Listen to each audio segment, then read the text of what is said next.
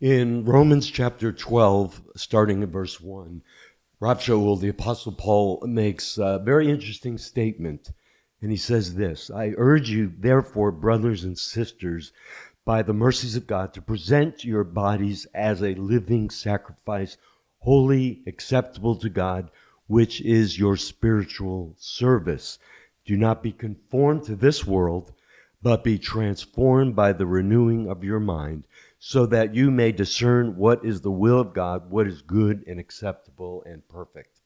And so as he writes this, in using the imagery of temple sacrifice.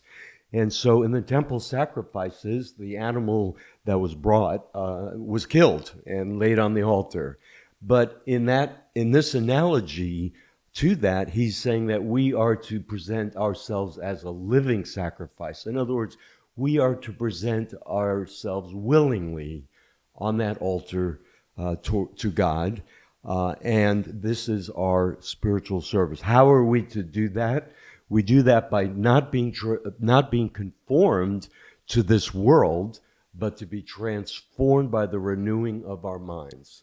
So how do we transform how do we renew our minds? We renew our minds in the Word. We renew our minds by praying and being in God's presence on a regular basis.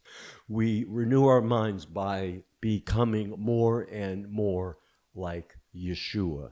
And in that way, we can be that living sacrifice, which is holy and acceptable to God.